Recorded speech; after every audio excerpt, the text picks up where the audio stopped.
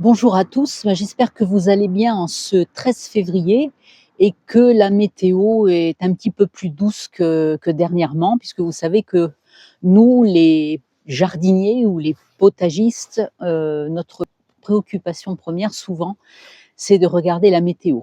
Ici, dans les Landes, c'est gris, mais il fait 16 degrés et on nous annonce quand même de belles journées à venir. Aujourd'hui, je voulais vous interpeller sur un sujet qui moi-même m'a interpellée, une réflexion que j'entends souvent et que même j'ai lu récemment dans les commentaires de personnes qui regardent des chaînes de potager. Ces personnes disent, «Je veux faire un potager», mais quand je dis ça à mon mari, à ma femme, à mon père, à mon fils, ils leur disent: tu auras aussi vite fait d'aller acheter des légumes au magasin, ça te reviendra moins cher et ça sera moins fatigant. Et je me suis dit, bon, si les gens disent ce genre de choses, c'est certainement qu'ils ont eu eux-mêmes une mauvaise expérience ou une expérience et que ça vaut quand même le coup de savoir pourquoi ils pensent ça et d'analyser soi-même son cas.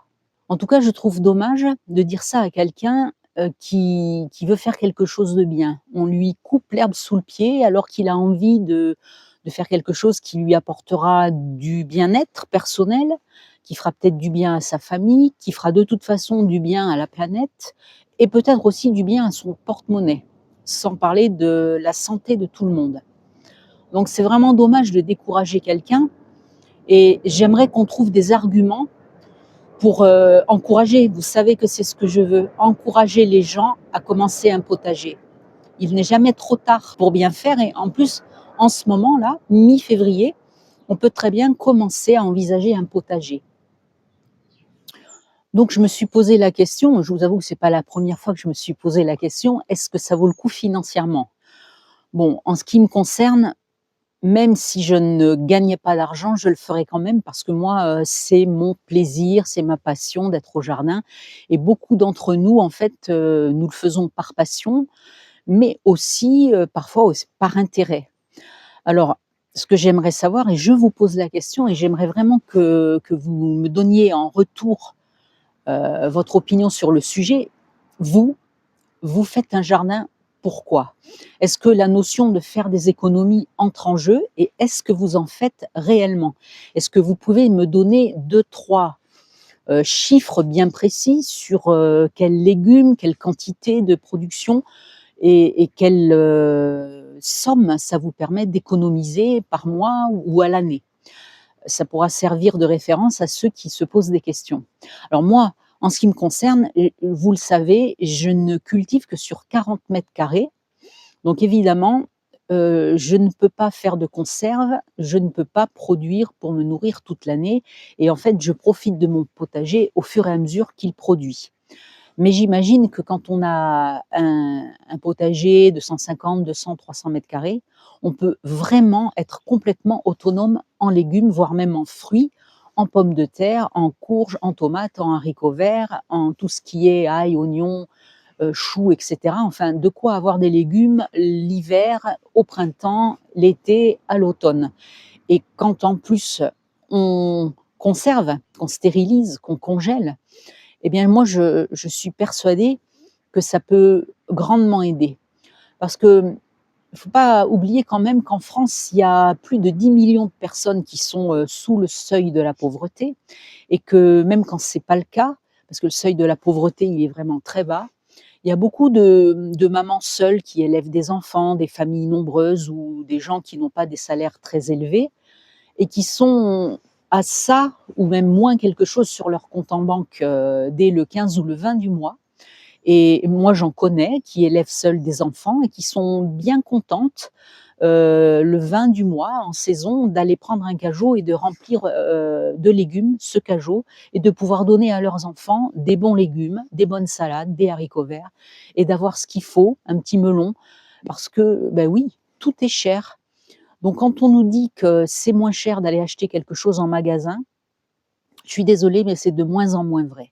Dites-moi ce que vous en pensez. J'ai souvent parlé du prix des légumes, ça ne baisse pas et si maintenant il faut bientôt, 4 ou 5 € pour avoir, 1 kilo de tomates, Dans une famille, on en mange presque tous les jours 1 kilo en été. S'il faut, 7 € ou 8 € pour avoir 1 kilo de haricots verts, on n'en mange pas souvent quand il faut l'acheter. Donc voilà, aidez-moi à convaincre ceux qui hésitent à faire un potager parce qu'ils se disent que finalement, ils n'y gagneront rien. Après, j'ai remarqué également, il y a une autre réflexion qui vient souvent. Les gens me disent: «Mais je n'y connais rien». J'ai même découvert à quel point les gens, sont ignorants pour le potager et je peux le comprendre quand on ne s'est jamais penché sur la question. Heu, c'est même effarant parfois à quel point les gens ne savent même pas qu'on peut semer des graines pour avoir des plants. Ça m'est arrivé d'entendre ça. Donc je ne saurais pas. Alors je veux rassurer toutes ces personnes-là. Moi, je ne savais rien non plus. Bon, quand j'étais jeune, si, j'avais quand même, vu, des potagers, j'en avais eu un. Mais même si vous n'en avez jamais eu, même si vous avez toujours vécu en ville auparavant, mais maintenant il y a plein de tutos. Intéressez-vous au potager, regardez des vidéos, commencez, comme je l'ai déjà dit, par des petites choses. Commencez par vous faire quelques petits mètres carrés et faites des cultures faciles. J'avais fait une vidéo au printemps dernier, d'ailleurs je vais vous mettre la référence, où je vous parlais des 4 ou 5 légumes les plus faciles à cultiver. Et j'ai fait une autre vidéo sur le top 12 des légumes qu'il faut avoir pour rentabiliser un potager, même s'il est petit. Avec ces légumes-là, vous pouvez faire déjà une grande couverture en vitamines et en variétés de légumes pour un grand moment dans l'année. Donc, si vous ne savez pas, n'hésitez pas à consulter, à demander dans vos commentaires, à poser des questions sur les sujets que vous aimeriez aborder. Alors, ce qu'il ne faut pas faire pour ne pas se dégoûter, c'est faire les choses au petit bonheur la chance sans se renseigner. Il faut mieux faire que 4 cultures ou 5, mais prendre le temps de se renseigner sur les vidéos, dans des livres, pour essayer de mettre toutes les chances de son côté et de réussir ces quelques cultures. Si vous plantez n'importe quand des salades, elles vont monter en graines. Si vous plantez trop tôt vos tomates, elles auront froid. Si vous semez des haricots verts alors qu'il fait que la terre est encore froide, ils vont pourrir dans la terre. Voilà, il y a des choses qu'il faut savoir. Prenez le temps sur ces 3 ou 4 cultures de bien cerner le problème et mettez toutes les chances de votre côté pour réussir. Et là, vous serez encouragé et vous continuerez.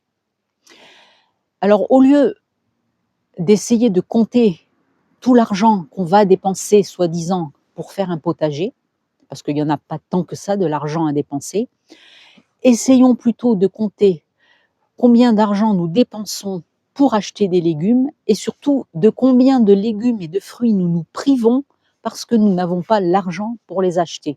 Et alors après, là, on aura une mesure équitable de est-ce que ça vaut le coup de faire ou non un potager. En tout cas, je compte sur vous pour me dire quels sont les bénéfices que vous en retirez financièrement, quelle autonomie vous avez et quels conseils vous donneriez à quelqu'un qui hésite parce qu'on lui dit fais pas ça, c'est une perte d'argent et c'est une perte de temps. Voilà, j'attends vos commentaires et vos likes. À bientôt.